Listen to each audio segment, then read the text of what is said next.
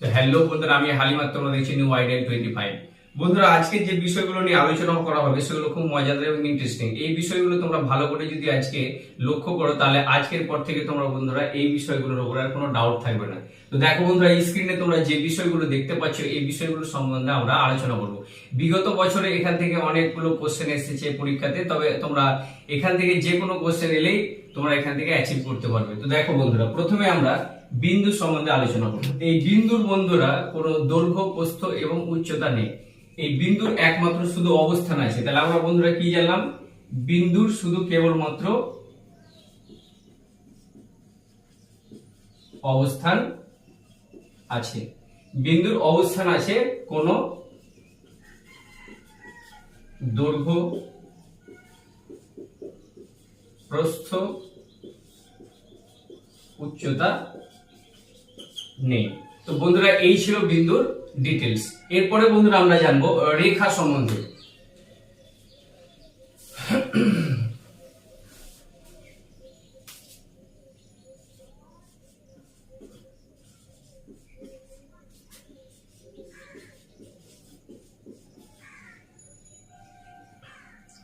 তো দেখো বন্ধুরা, রেখা কাকে বলে?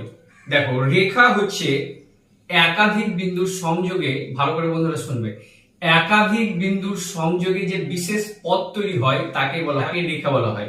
আমরা একটু লক্ষ্য করব। তো আমরা কি বললাম? যে একাধিক বিন্দুর সংযোগে যে পথ তৈরি হয় তাকে রেখা বলে। তো বন্ধুরা, এই রেখাকে আবার দুই ভাগে ভাগ করা হয়েছে। রেখার দুই ভাগ কি? যদি সেই পথটা, অর্থাৎ সেই বিন্দুগুলির যদি অভিমুখের কোনো পরিবর্তন না হয়, অর্থাৎ এরা যদি সোজা ভাবে যায় সেই বিন্দুগুলি, তাহলে সেই রেখাকে বলা হয় সরল রেখা।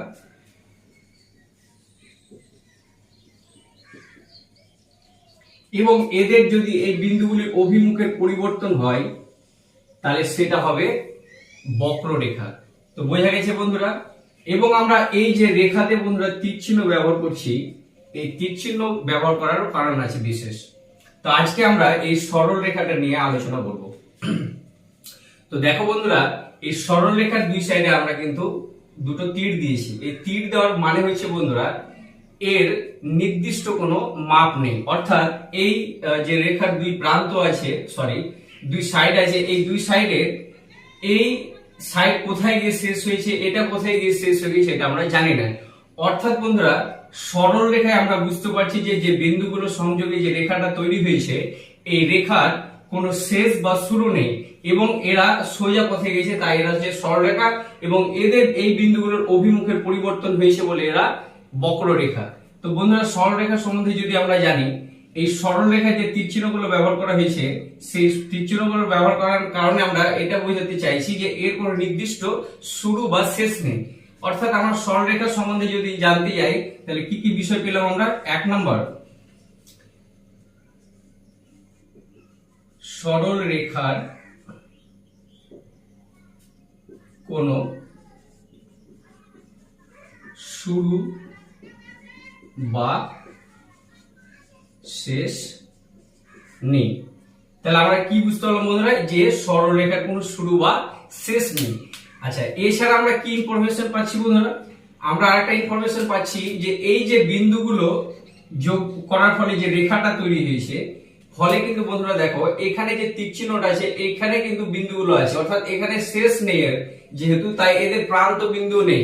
তাহলে আমাদেরকে এটা নোট করতে হবে বন্ধুরা, যে সরল রেখার কোনো নির্দিষ্ট প্রান্ত বিন্দু থাকে না। তাহলে সরল রেখার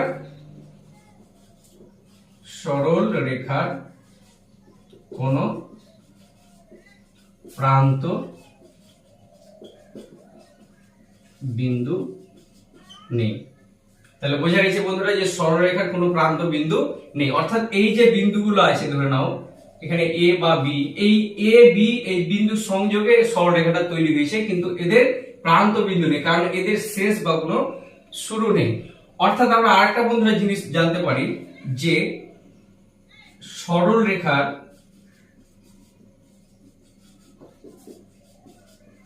নির্দিষ্ট কোনো মাপ নেই। অর্থাৎ আমরা এটাও বলতে পারি যে সরল রেখা পরিমাপ করা যায় না।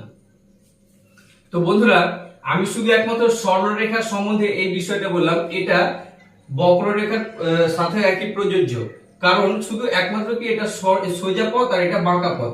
তো বন্ধুরা, বাকি যে ইনফরমেশন গুলো একই হবে, কারণ এগুলো উভয়ই রেখা, অর্থাৎ এই বৈশিষ্ট্যগুলো সব রেখার সাথে যায়। কারণ রেখার কোনো শেষ বা শুরু নেই, রেখার কোনো প্রান্ত বিন্দু নেই, রেখার নির্দিষ্ট কোনো মাপ থাকে না, অর্থাৎ রেখাকে পরিমাপ করা যায় না। অর্থাৎ যেহেতু আমরা এটা সরল রেখা, এটাও একটা রেখা, তাই আমি সরল রেখার সম্বন্ধে এই বিষয়গুলো লিখলাম, কিন্তু এটা রেখার বৈশিষ্ট্য। ঠিক আছে বন্ধুরা, চলো বন্ধুরা, তো এই ছিল রেখার সম্বন্ধে বন্ধুরা।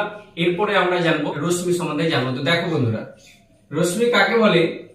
যে রেখার শুরু আছে কিন্তু কোনো শেষ নেই, তাকে বন্ধুরা রশ্মি বলা হয়। তো দেখো বন্ধুরা, এখানে এই রশ্মির এখান থেকে শুরু আছে কিন্তু এর শেষ কোথায় হয়েছে আমরা বলতে পারবো না। তাই আমরা বন্ধুরা এই রশ্মির কি জানলাম আমরা? শুরু আছে অর্থাৎ শেষ নেই, এবং এর এক সাইডে তীর চিহ্ন হবে। ঠিক আছে বন্ধুরা, এরকম যখনই থাকবে আমরা বুঝে যাবো এটা রশ্মির কথা বলা হয়েছে। তো দেখো বন্ধুরা, এখানে আমরা যদি একটা উদাহরণ দিই, ধরো বন্ধুরা কোনো টর্চ লাইটের, যদি কোনো টর্চ লাইটের একটা লাইট ফোকাস করা হয়, তাহলে এখান থেকে বন্ধুরা এই টর্চ লাইটের এখান থেকে আলোর উৎসটা আছে, কিন্তু এই লাইটটা কোথায় গিয়ে শেষ হয়েছে, অর্থাৎ আকাশের দিকে যদি মারি আমরা, তাহলে এই লাইটের শেষ কোথায় হয়েছে এটা কিন্তু আমরা বন্ধুরা জানি না। তাহলে আমরা ধরে নিতে পারি যে এই এ প্রান্ত থেকে লাইটটা উৎস হয়েছে বা শুরু হয়েছে, কিন্তু এর শেষ কোথায় হয়ে গেছে আমরা কিন্তু জানি না বন্ধুরা। তাহলে রশ্মি চেনার উপায় হচ্ছে কি, যে এর শেষ শুরু আছে কিন্তু এর কোনো শেষ নেই। তাহলে আমরা রশ্মি সম্বন্ধে কি জানলাম বন্ধুরা? যে এই রেখার শুরু আছে কিন্তু শেষ নেই। 2 নম্বর হচ্ছে এটির নির্দিষ্ট কোনো মাপ নেই। 3 নম্বর আমরা কি জানলাম? এই রেখার কেবলমাত্র একটি প্রান্ত বিন্দু আছে।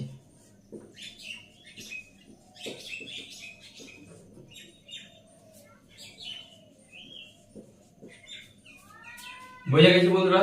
তাহলে আমরা কি জানলাম রশ্মি সম্বন্ধে? যে এই যে রেখাটা আছে এটা পরিমাপ যোগ্য নয়, অর্থাৎ এটা আমরা পরিমাপ করতে পারবো না, এবং এর শুরু আছে কোনো শেষ নেই, এই রেখার কেবলমাত্র একটি প্রান্ত বিন্দু আছে, এবং এই রেখার আমরা চিনতে গেলে আমাদেরকে এক সাইডে আমাদেরকে তীর চিহ্ন ব্যবহার করতে হবে। তো এই ছিল বন্ধুরা রশ্মি। এবার বন্ধুরা আমরা রেখাংশ সম্বন্ধে জানবো।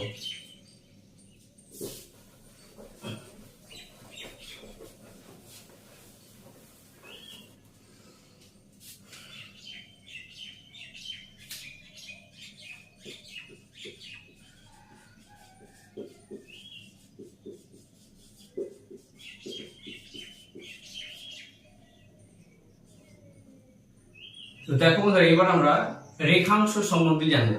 তো দেখো বন্ধুরা, আমি এখানে একটি সরলরেখা, এর যে সংযোগ বিন্দুগুলো দিয়ে তৈরি হয়েছে রেখাটি, সেই এ আর বি ধরে নাও আমি বিন্দু নিলাম, এবং এর এই অংশটুকু আমি কেটে নিলাম। ওকে, তাহলে এই অংশটি যদি কেটে নিই তাহলে কি দাঁড়ালো এখানে বন্ধুরা? A B. আমরা এখানে কিন্তু কোনো তীর চিহ্ন ইউজ করব না, কারণ এটা আমরা রেখার একটি অংশ, এক বিন্দু থেকে অপর বিন্দুর যে দূরত্ব সেই পরিমাণ আমরা একটা রেখাংশ কেটে নিলাম। তাহলে বন্ধুরা এখান থেকে আমি কি কি পেলাম? এটা হচ্ছে রেখাংশ। অর্থাৎ এখানে আমরা কি পেলাম? এখানে পেলাম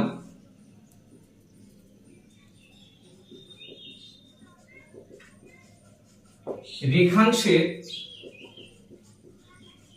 নির্দিষ্ট মাপ আছে।